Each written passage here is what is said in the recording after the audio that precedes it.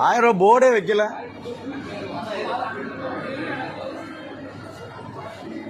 Sir board வைக்காம எப்படி ₹1000 வாங்குறீங்க? ஆமா, ₹1 தான் முக்கியம். சாமிலாம் முக்கியம் கிடையாது. ஆமா சரி, ரூபாய் எப்படி வசூல் பண்ணப்படுது? கோயில் நிர்வாகம் காலையில் ₹1000 எதுவும் கோயிலில் வாங்கலன்னு சொல்லியிருக்கிறாங்க. ஆனால் இங்கே ₹1000 வாங்கிட்டு இருக்கிறாங்க. இது எவ்வளோ போய் ஃபோர்ஜரி? அப்போ இந்த பணம் எதுக்கு போய் யாருக்கு போகுது? இந்த பணம் யாருக்கு போகுதுன்னு தெரியணும்ல. கோயில் நிர்வாகம் சொல்லியிருக்கு, காலையிலே பதிவு வந்திருக்கு, ₹1000 வாங்கிட்டு கோயிலில் உடல். எப்படி ₹1000 வாங்குறீங்க? இது மறைமுகமாக இருந்து அது என்ன கணக்கில் வாங்குறீங்க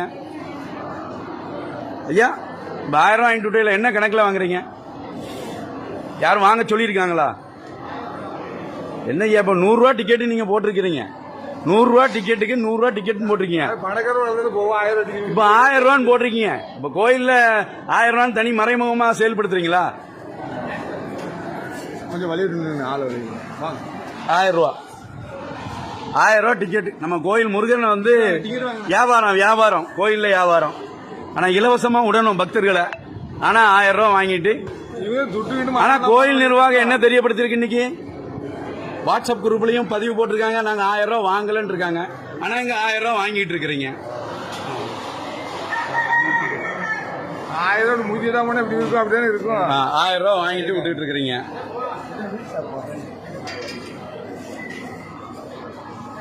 பணம் ஒன்றா குறிக்கோளாக செயல்படும் திருச்செந்தூர் சஷ்டி திருவிழா முருகன் கோவிலினுடைய கோவில் நிர்வாகம் ₹1000 பெற்றுக்கொண்டு முன்பகுதியாக பணம் இவ்வளவு என்ன எதுவும் குறிப்பிடாமல் ₹1000 பெற்றுக்கொண்டு கோயில் நிர்வாகம் கடந்த 4 நாட்களாக பல கோடி ரூபாயை வசூல் செய்துள்ளது. கோயில் நிர்வாகத்திடம் கேட்டால் பதில் இல்லை. இதுபோன்ற வியாபாரஸ்தலமாக்கிய கோயில் நிர்வாகத்தை என்னவென்று சொல்வது? இதை நாங்கள் முருகர் பக்தர்களிடமே பதிலை விட்டுவிடுகிறோம். இது பணமாகி போச்சு. கடவுள் பக்தி இன்னைக்கு வந்து பணமா வியாபாரம் நடந்துகிட்டு இருக்கு. எந்த ஊர்ல இருந்து மாறீங்க? ஏமா நீங்க இந்த ஊர் இங்க இந்த பாதைக்கு போனீங்களா? கேட்டீங்களா? என்னமா ₹1000 இல்லைன்னா ஓடு. நீங்க ஏன் அதை கேட்கல? ஏமா முருகர் வந்து எத்தனையோ பேரை கேட்டிருக்காரு, எத்தனை பேர் கேட்டுட்டு இருக்காரு, அது கேட்டுட்டு இருக்காரு. ஆனா இங்க கிராமங்கள்ல வர்ற மக்கள் எவ்வளவு கஷ்டப்படுறாங்க தெரியுமா? என்னமா தாய் வீடு மாதிரி முருகன் கோயில் தாய். ஆனா கோயில் உள்ள இருந்து வீடியோ எடுக்க கூடாது. ஆனா நபர் வந்து கோயிலுக்குள்ள இருந்து வீடியோ எடுத்துக்கிட்டு இருக்காரு. கோயிலுக்குள்ள கேமரா யூஸ் பண்ண கூடாது.